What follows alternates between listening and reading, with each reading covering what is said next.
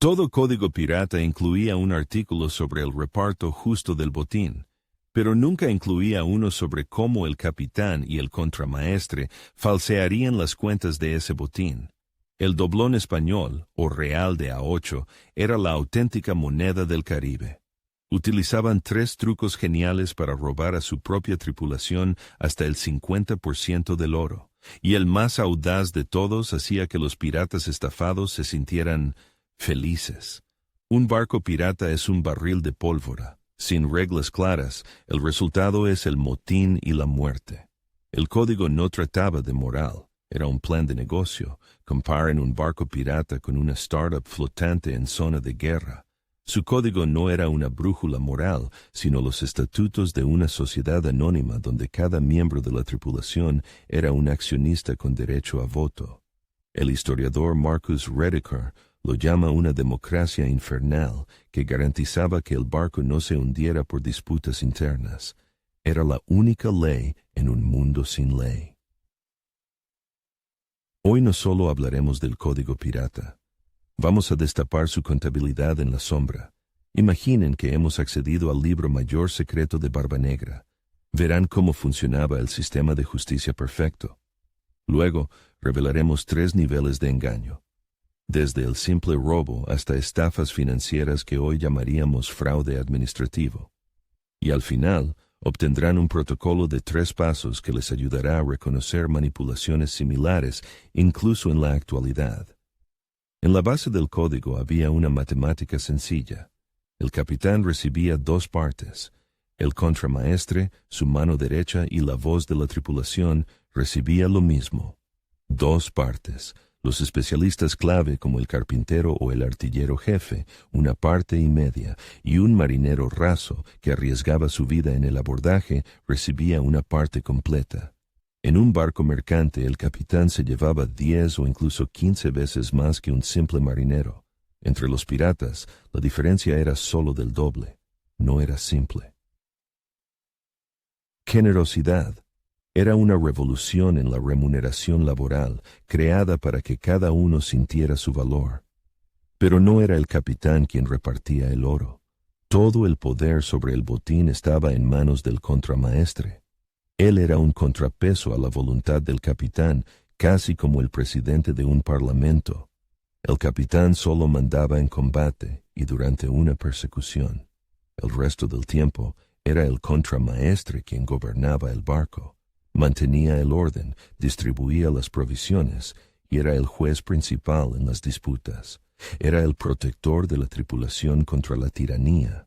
Era en él en quien los piratas confiaban la balanza de la justicia. Ahora, imagínense en esa cubierta. Acaban de sobrevivir a un combate.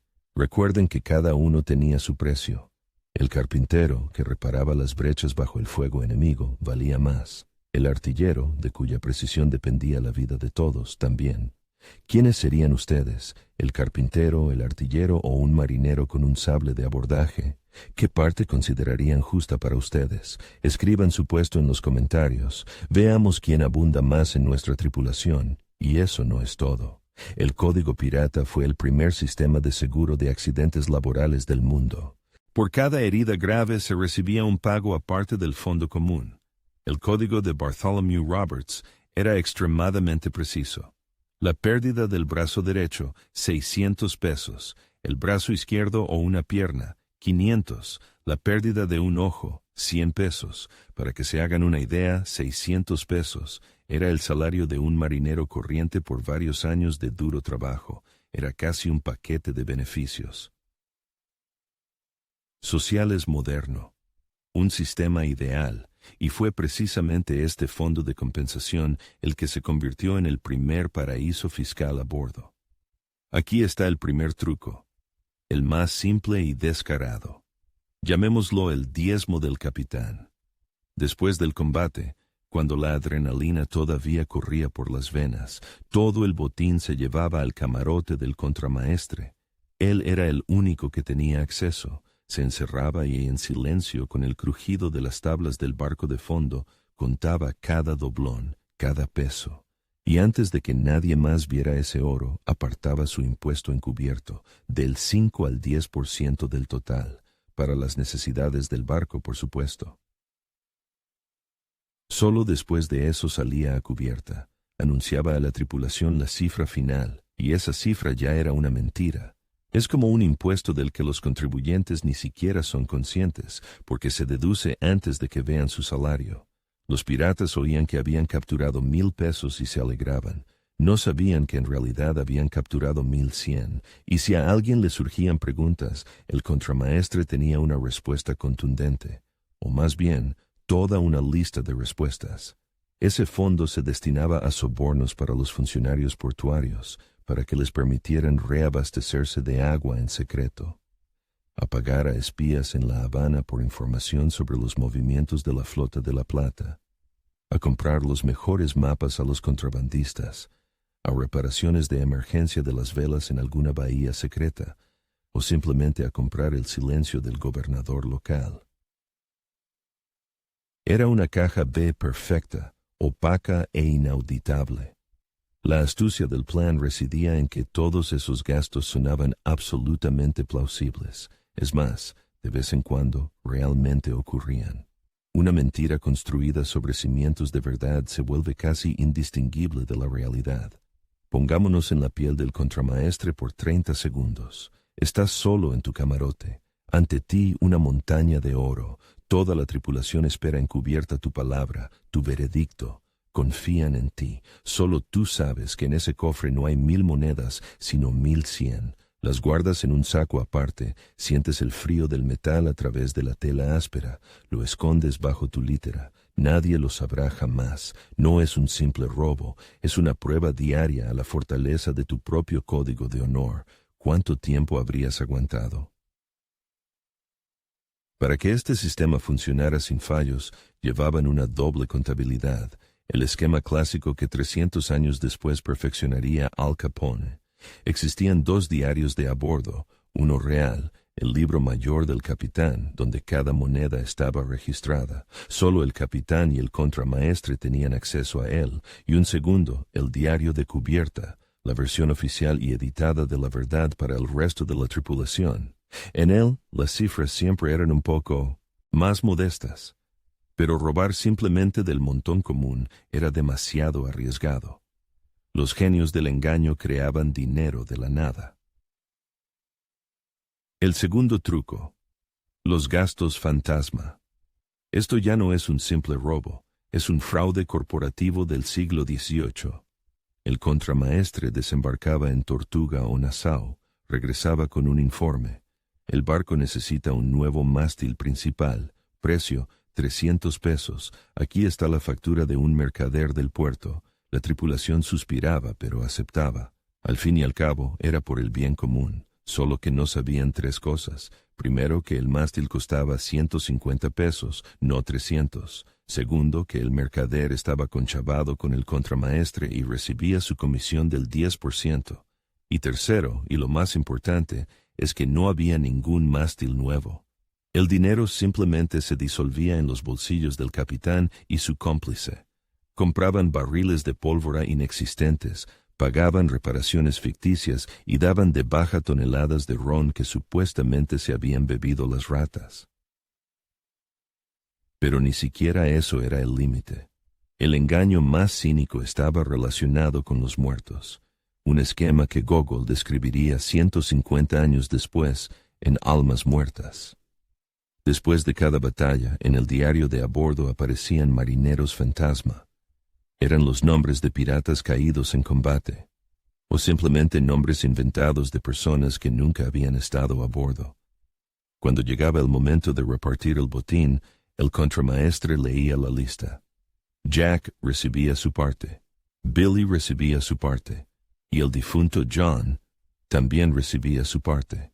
Su oro, por supuesto, pasaba silenciosamente al cofre del capitán. Esto ya no era un robo, era una traición a la esencia misma de su hermandad, un escupitajo sobre las tumbas de los camaradas que dieron su vida por ese oro. Valoremos estas estafas en una escala de audacia pirata. La simple merma del oro de la que hablamos, un 4/10, cobarde pero efectivo. Los gastos fantasma en reparaciones, un 7/10, requiere dotes de actor y complicidad, pero las almas muertas, eso es un 10/10 en la escala del cinismo. Todo este grandioso sistema de engaño se sostenía sobre un hecho simple. La mayoría de los piratas eran analfabetos. Según estimaciones de los historiadores, a principios del siglo XVIII, como mucho 1 de cada 10 marineros sabía leer y escribir. Podían asaltar un fuerte español, pero no podían leer el diario de a bordo para comprobar las cifras. El sistema se basaba en lo que hoy se conoce como asimetría de la información. Cuando una parte lo sabe todo y la otra no sabe nada. Se basaba en la confianza ciega en el hombre que ellos mismos habían elegido como su protector. Pero a veces, la confianza se acababa, y entonces no era el pergamino lo que entraba en juego, sino el acero. La verdad no se descubría en el mar, se descubría en tierra, en la bruma etílica de las tabernas de Nassau y Port Royal. La contabilidad secreta siempre se ahogaba en ron, un ayudante del contramaestre que hablaba de más, un mercader honesto que revelaba el precio real de unas velas dadas de baja hace tiempo, un libro mayor auténtico encontrado por casualidad. Era el Wikileaks del siglo XVIII. Y entonces el rumor, como una rata de sentina, comenzaba a arrastrarse por el barco. Primero, un susurro silencioso. Luego, miradas abiertas, y entonces se convocaba un consejo junto al mástil. No era un juicio. Era una formalidad antes de la ejecución. Toda la tripulación se convertía en jurado y juez. El capitán o el contramaestre, que hasta ayer era un semidios, se encontraba ante ellos, desarmado. El veredicto era rápido, y casi siempre era el mismo. El castigo más terrible era el abandono en una isla desierta. La propia palabra en inglés, marooning, proviene del español cimarrón, que significa salvaje o asilvestrado. Al traidor se le dejaba en un pedazo de tierra en medio del océano. Se le daba una botella de agua, una pistola y una sola bala. Esa bala no era para cazar, era para elegir una muerte lenta de sed bajo un sol abrasador o un final rápido por mano propia. No era un simple asesinato, era ser borrado por completo de la hermandad. Dejabas de existir. Pero todos estos riesgos, el de ser descubierto y morir de forma agónica, solo existían cuando el engaño podía demostrarse. Era un juego con fuego. Sin embargo, existía una estafa, la tormenta perfecta del fraude pirata, que era absolutamente genial, era invisible, indemostrable, y toda la tripulación la aplaudía. No era un combate, era un espectáculo, orquestado por 2 capitanes. Llamemos a este esquema el abordaje pactado. Semanas antes del encuentro, en alguna taberna tranquila, el capitán pirata encontraba a su homólogo de un barco mercante. Cerraban un trato. En lugar de una sangrienta batalla, el mercader aceptaba entregar su barco sin un solo disparo. Los piratas subían a bordo, hacían sonar sus sables para aparentar, pero no derramaban ni una gota de sangre. A cambio, se llevaban solo una parte acordada del cargamento. Por ejemplo, el 20% del ron y el azúcar. Y la mercancía más valiosa, compacta y cara, como las especias o la seda, milagrosamente no la veían. La tripulación estaba eufórica. Un botín fácil, sin bajas, y el capitán demostraba una vez más su buena estrella. El mercader salvaba su vida, su barco y el 80% de la carga. Y más tarde, en un puerto neutral, se reunía con el capitán pirata y le entregaba su parte de la mercancía salvada. Era una situación perfecta de ganar, ganar, perder. El capitán pirata y el capitán mercante obtenían un beneficio enorme. Solo una parte perdía, la tripulación pirata. No solo perdían 4/5 partes de su botín, celebraban su propio engaño, brindando a la salud del capitán que acababa de robarles. Aplaudían su propia derrota, tomándola por un triunfo. En esto consiste la forma más elevada de manipulación. Crear la ilusión de victoria para aquel a quien estás engañando. Hacer que la víctima se sienta un ganador. Es el principio sobre el que se construyen las campañas políticas más astutas y las estrategias de marketing más exitosas. Te venden un beneficio pequeño y evidente para que no notes la gran pérdida oculta. Y este mecanismo sigue funcionando sin fallos hasta el día de hoy. 300 años de estafas piratas no solo nos han dejado leyendas, nos han dejado un protocolo. El protocolo del contramaestre, 3 reglas contra el engaño que siguen vigentes hoy. Primero, controla el libro de cuentas. Controla la información. El poder no lo tiene quien grita más fuerte, sino quien lleva los registros. Quien en tu proyecto es el único con acceso completo a todas las cifras. Es esa persona la que controla la realidad. Segundo, inspecciona la bodega. Exige transparencia. La frase gastos imprevistos es siempre una señal de alerta. Cualquier gasto debe tener una justificación documental. Exige facturas por cada barril de ron y por cada metro de lona, sin excepciones. Y tercero, no te fíes de los puertos tranquilos. Desconfía de las victorias demasiado fáciles. Si un trato parece demasiado bueno para ser verdad, es posible que simplemente no estés viendo el 90% del botín que ya han escondido tras el horizonte. Las herramientas han cambiado. En lugar de diarios de pergamino, ahora hay hojas de cálculo de Excel. En lugar de cofres bajo la litera, cuentas en paraísos fiscales. Pero los principios fundamentales de la contabilidad en la sombra no han cambiado ni un ápice. Las comisiones ocultas de los bancos, los presupuestos opacos de las corporaciones, los socios comerciales deshonestos. Es el mismo barco, solo que con una bandera diferente. Y aquí está la pregunta principal.